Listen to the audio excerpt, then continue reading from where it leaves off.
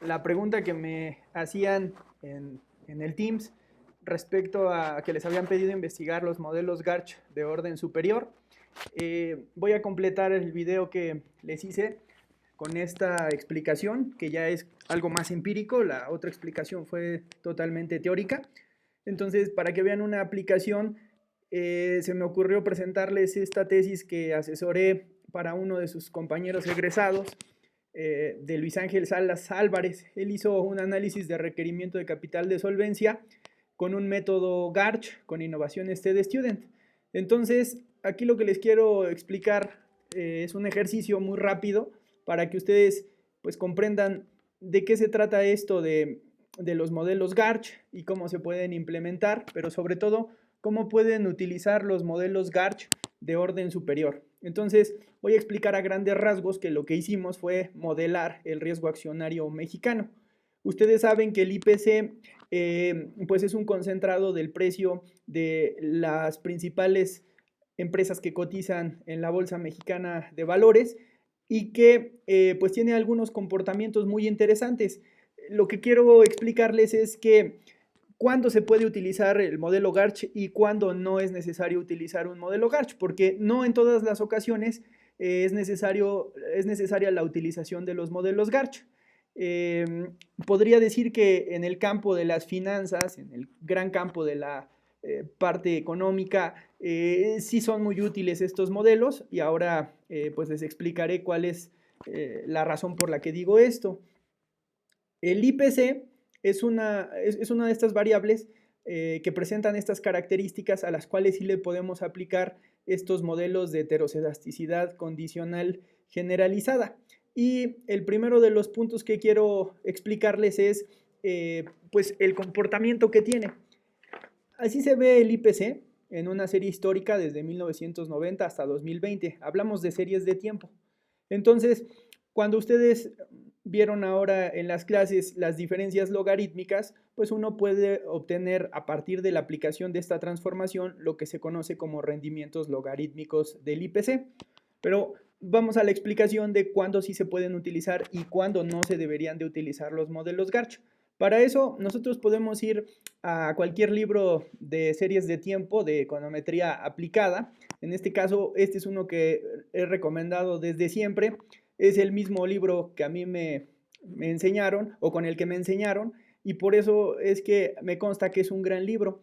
En este libro, en la página, ya no me acuerdo, en el capítulo, mejor dicho, 3, habla sobre este tema del cual pues ustedes están seguramente trabajando en sus clases de administración de riesgos y que tiene que ver con modelos de volatilidad, ¿no? Entonces, nosotros vamos a identificar algo que se conoce como hechos estilizados.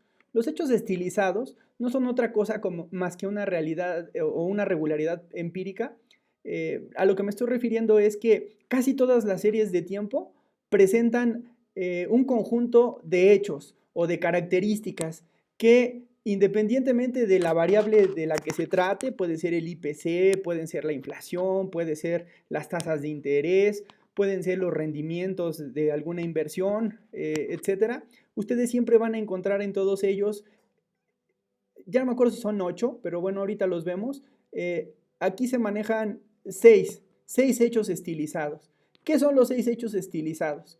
Los 6 hechos estilizados es que muchas de las series presentan una clara tendencia. Es decir, siempre que vean una serie como esta que va hacia arriba, vean, por ejemplo, nuestra serie tiene esa característica, tiene una tendencia ascendente, también puede ser descendente, pero bueno, aquí lo vemos claramente, es ascendente. Después, otro de los hechos estilizados, pues es el que más me interesa mostrarles, que es el hecho estilizado número 2, que es que la volatilidad de muchas series de tiempo parece no ser constante a lo largo del tiempo. ¿Qué significa esto de la volatilidad? En alguna presentación de estos días en el Congreso alguien definía, el actuario Rafael decía que la volatilidad no era otra cosa más que esos movimientos inusuales en una serie de tiempo. Bueno, la gráfica perfecta de esos hechos inusuales es esta. Ustedes, por ejemplo, lo que deberían de ver en un modelo que no tiene volatilidad es una franja como la que aquí estoy marcando con el color azul o gris. Así se tendría que ver una variable en donde no existiera volatilidad. Pero cuando ustedes ya ven picos tan altos como este, ahí entonces lo que nosotros estamos percibiendo es el fenómeno de la volatilidad. Entonces, regresando a lo que planteaba al principio de este video, de que no todos los modelos merecen que se les aplique un modelo Garch, es justamente esta prueba gráfica la que podría demostrar esto que les explico. Si ustedes vieran el recuadro del lado izquierdo, como el comportamiento del cambio porcentual, pues entonces ahí simplemente uno diría, vamos a aplicar un modelo de regresión tradicional o un modelo autorregresivo y de medias móviles, como el que les he explicado, para únicamente calcular la media, porque en realidad no estaría presentándose la variación. Pero cuando sí tenemos lo que ocurre en este caso en el lado derecho, en el recuadro este, en donde vemos ahí pues la volatilidad, porque también lo pueden ver en este otro lado.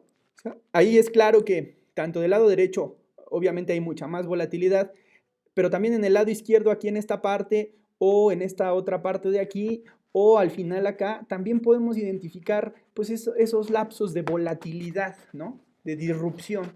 Entonces, cuando ustedes identifiquen algo así en las series de tiempo, ahí es donde nosotros tendríamos que aplicar modelos Garch. Eso es quizá lo más importante que hay que decir de entrada en la parte en donde se empieza a explicar la metodología Garch. ¿Cuándo sí y cuándo no? Ya no voy a explicar los demás hechos estilizados porque, bueno, ya esos tendrán que ver cuando nosotros revisemos las series de tiempo, pero ahorita creo que con el segundo es más que suficiente. Entonces, ¿cuándo van a aplicar modelos Garch? Cuando exista este hecho estilizado. No todas las variables, insisto, contienen a todos los hechos estilizados. Aquí, por ejemplo, nuestro ejemplo de la tesis de Luis tenía estas dos características, fíjense ustedes, tiene tendencia y cuando se le aplica la tasa de crecimiento, vamos a ver si esa serie tiene o no un comportamiento de volatilidad. Nosotros lo hicimos en el siguiente gráfico y ustedes véanlo ahí. ¿A poco no es casi similar o casi idéntico a este comportamiento? No digo que es idéntico, pero lo que quiero decir es que es evidente que la volatilidad está presente. Miren, aquí por ejemplo, ¿no? Aquí hay volatilidad, acá hay volatilidad, acá también, acá también. Nada más también por mencionar alguna situación muy importante. Como estamos hablando de bolsas de valores, ustedes identifiquen dónde se está presentando la volatilidad para el caso mexicano. Recordarán que la crisis de 1994 pues fue una crisis muy severa económica y financiera y vean cómo le pegó en volatilidad al IPC en el 94. Luego vemos otro esquema muy fuerte en el 97, en el 2000, 2001. Eso obedece a las crisis financieras que se vivieron a nivel mundial, tanto en Asia, en el sudeste asiático, como en Rusia, luego como en Argentina y así sucesivamente. Y luego volvimos a ver otro gran impacto, otro gran crecimiento en volatilidad, justamente en la crisis subprime de 2008. Y después, pues aquí algunos otros eventos. Si no mal recuerdo, uno de los eventos también importantes ocurrió por allá del 2018, 2019, ya no me acuerdo. Tengo una gráfica en la que se explica que las elecciones presidenciales de los Estados Unidos, cuando aquella vez ganó Trump, pues también había impactado en cierta volatilidad a este índice. Pero bueno, esos son como que los efectos, las explicaciones de lo que estamos viendo gráficamente y su correspondencia con la realidad económica, política, social y ahora incluso de salud. Entonces, porque estoy seguro que ese efecto del COVID lo vamos a empezar a ver. Aquí no teníamos datos todavía para el 2020, pero si seguimos esta línea, seguramente va a aparecer ahí pues un impacto de volatilidad. Entonces, eso me parece muy importante que ustedes lo sepan porque van a estar trabajando seguramente con estos modelos. Entonces, así es como uno puede identificar que de manera gráfica tu serie de tiempo, tu modelo, debería de contener un modelo Garch. Entonces, otro punto importante también, que ya no es tanto una visualización, una gráfica, sino que también podría ser un estadístico, y con el cual podemos identificar cuándo podríamos utilizar modelos Garch y cuándo no, es el siguiente. al principio en la tesis nosotros hablábamos de que íbamos a hacer una implementación con distribución de student.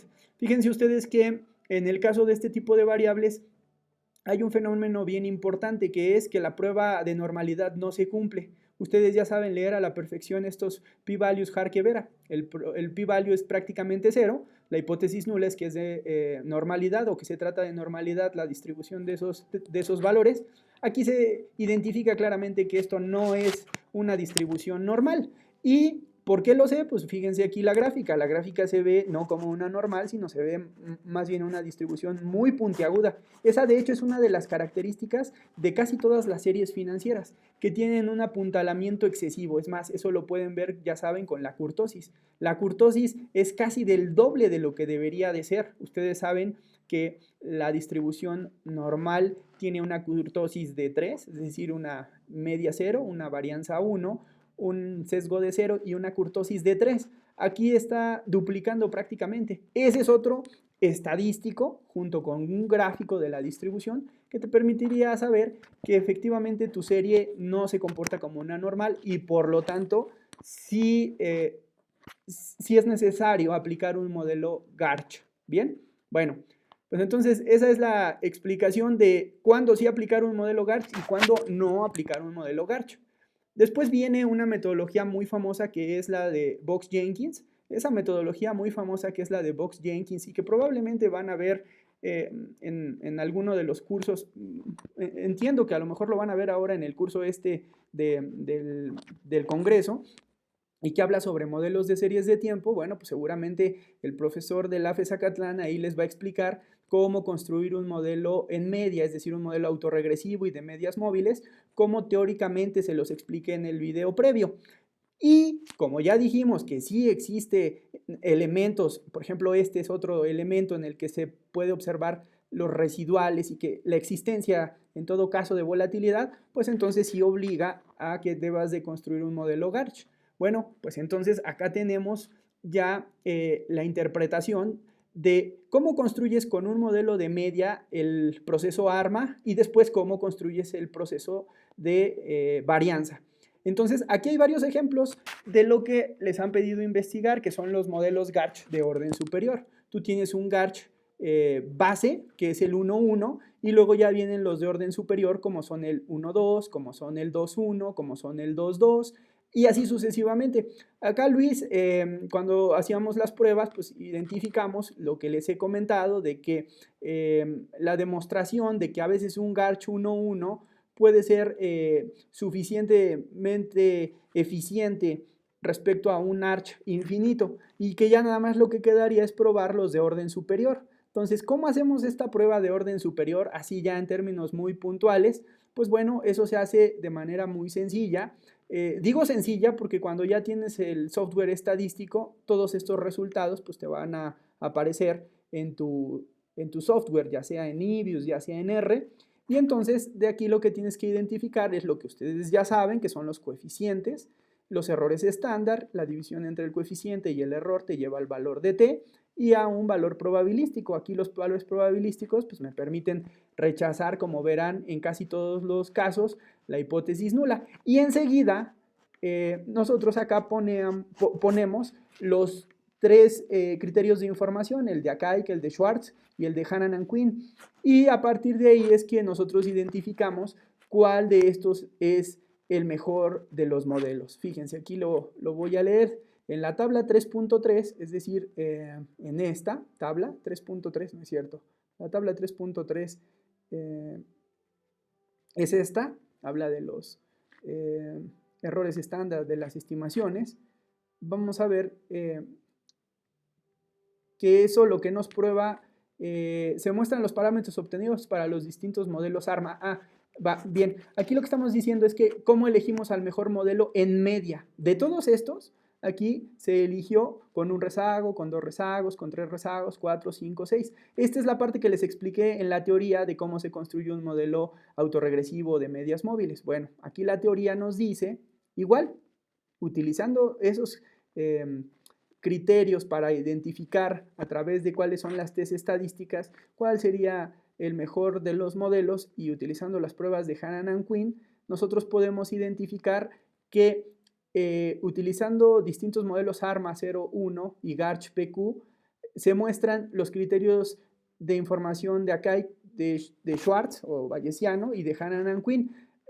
Aquí ya se está refiriendo, o nos estamos refiriendo al modelo completo, el de media y el de varianza. Fíjense, aquí, de hecho, aquí está la explicación. Estos son los dos coeficientes para la media, es un autorregresivo de orden 1, por eso solamente hay un coeficiente de intersección y un autorregresivo 1. ¿Se acuerdan que incluso yo les daba estos coeficientes? Le daba alfa para los autorregresivos y teta 1 para, o teta 2, teta 3 para las medias móviles. Bueno, no tiene autorregresivos y sí tiene una media móvil.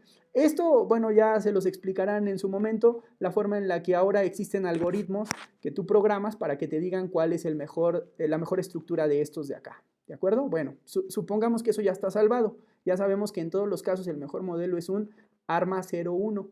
Ahora, la tarea es, y lo que les pidieron estudiar es, ¿cómo identificamos los modelos GARCH de orden superior? Bueno, la forma en la que tú puedes identificar si este de orden 1, que insisto es el básico, o el de 1, 2, 2, 1 o 2, 2 es mejor respecto a los demás, pues es muy sencillo, con los criterios de información para la selección del modelo. De acuerdo a la estructura utilizada ARMA-GARCH, la ecuación de la media está dada por tal y tal. Y luego dice, el criterio de información de Akaik sugiere la utilización de un modelo ARMA 01, 1, 2. Sin embargo, el criterio bayesiano sugiere un 0, 1, 1, 1. Utilizando como criterio de desempate el de Hannan and Quinn, se tomaría este otro criterio de 0, 1, GARCH 1, 1. Entonces, vamos a ver por qué ese fue el que ganó. Si ustedes identifican el criterio de bayesiano y el criterio de Hannan and Quinn, ¿qué característica observan respecto a estos demás valores de Hannan and Quinn? Que aquí los estaría poniendo. Me refiero a estos tres, luego a estos tres, luego a estos tres y luego a estos tres. De todos esos valores, si ustedes alcanzan a identificar, estos dos criterios coinciden. Coinciden en el sentido de que aquí está la regla más importante.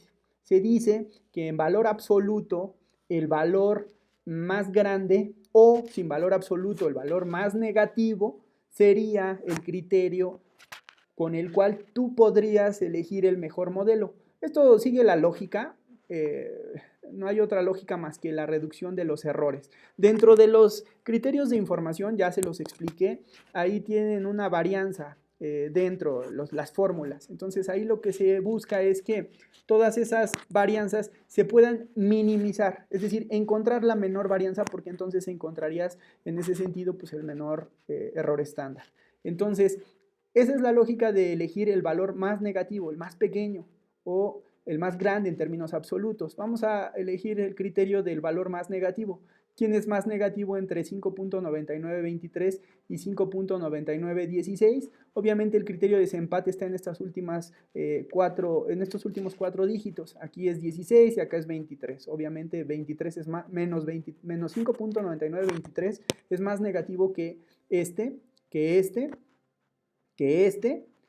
y por lo tanto, si nos vamos al otro criterio, que es menos 5.9961, por poquito, pero es más negativo que este segundo, obviamente que el tercero, y también obviamente que el cuarto.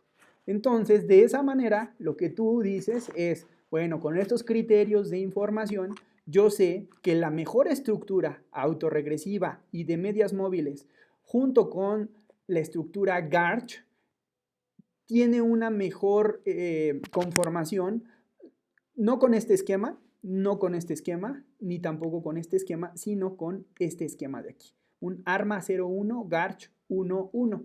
Entonces, pues bueno, eso es básicamente lo que se ha colocado por acá, porque es lo que dijimos, ¿no? Utilizando como criterio de desempate, porque fíjense que el criterio de información de Akaik nos decía otra cosa. Por ejemplo, aquí el que es más negativo, pues resultaba ser este, 83, menos 5.9983, y obviamente era más negativo que este. Entonces, por este criterio de Akaik, nosotros pudiéramos haber optado por presentar este esquema. Sin embargo, decía en la explicación teórica que cuando uno revisa la literatura, la mayoría de los autores, las eminencias en la parte econométrica, pues lo que hacen es demostrar y explicar por qué los modelos parsimoniosos pudieran ser mucho más potentes a la hora de explicar. Cuando digo parsimoniosos, recuerden ustedes que son los modelos cuya estructura es más sencilla. Entonces, en ese sentido, estos dos criterios coinciden. Me ha tocado ver que en muchas de las pruebas casi los tres coinciden siempre, pero a veces, como en este caso, llega a ocurrir que hay una discrepancia a lo mejor con alguno de los tres criterios. Insisto, en la mayoría de los casos prácticamente los tres coinciden en decirte o en señalarte cuál es el mejor modelo. Aquí Bayes y Hannan and Quinn pues te muestran que el mejor modelo sería el de esta estructura. Y entonces así es como tú dices, bueno, pues ya que ese es el mejor modelo, pues ese es el que estimamos. Y entonces aquí nada más por no dejar, pues, se puso el segundo mejor modelo y luego acá pues ya hicimos la representación a través de simulaciones de cómo pudiera ser ese comportamiento, es decir, que también se podría ajustar a lo que ya vimos. Vean, lo que ya vimos pues es este comportamiento de la volatilidad que estaba en esta gráfica, y entonces lo que ahorita hicimos en esta siguiente gráfica fue pues a través de simulaciones ver cómo es que nuestro modelo pudiera ajustarse de mejor manera a este proceso que ya de por sí pues es un tanto complejo, modelar la volatilidad, ¿no? Ya después hicimos pues otras familias de modelos como Garchen media, como GJRs Garch, como Garch exponenciales, pero siguen la misma lógica. Lo que quiero decir es que, por ejemplo, también, el T-Garch, siguen la misma lógica de que al final pues se utilizaban los criterios de Akaik para elegir dentro de los candidatos al mejor candidato. Y al final, pues ya encontrando ese mejor candidato, pues uno podía encontrar pues conclusiones muy interesantes que nos llevaban a determinar que nuestro modelo pues presentaba características idóneas para poder medir, pues hay una cuestión que se llama requerimiento de capital y qué es lo que tienen que tener las compañías aseguradoras para poder hacer frente a la hora de un siniestro. Es tan sencillo como pensar que si tú el día de mañana, por una situación como la del COVID, tienes un montón de casos que van a reclamar pues sus pensiones podrían ser por el caso del fallecimiento de un familiar, pero que tenían contratado un seguro, bueno, pues que entonces la aseguradora garantice que va a tener el dinero suficiente para poderle hacer frente a una situación atípica como la que podría ser la presencia de esta pandemia, ¿no? Entonces, de eso se trata, de calcular siempre cómo es que una compañía aseguradora debe de tener los fondos necesarios a través de lo que invierte, por ejemplo, aquí en el mercado accionario mexicano para poder garantizar que va a poder hacer frente en el momento en el que, por decirlo, algún grupo considerable de personas llegue a reclamar pues las primas, perdón, los montos asegurados de los seguros que contrataron. Entonces, así es como nosotros hacemos pues la selección del orden superior de los modelos Garch, ¿no? Entonces, ya quizá nada más faltaría, seguramente lo que van a ver con el profesor, que es cómo hacerlo ya sea en el Livius o ya sea en R o ya sea en Stata, en el software que vayan a utilizar. Pero vamos, esa es la lógica detrás de la utilización de los modelos Garch. Si quieren consultar la tesis, pues simplemente escriban en el buscador de su preferencia el nombre de Luis Ángel Salas Álvarez, y debe de aparecer la tesis en formato PDF por si la quieren revisar. Muchas gracias por su atención y pues nos vemos en las clases, y ojalá puedan asistir también al curso que se llevará a cabo en el marco del Congreso.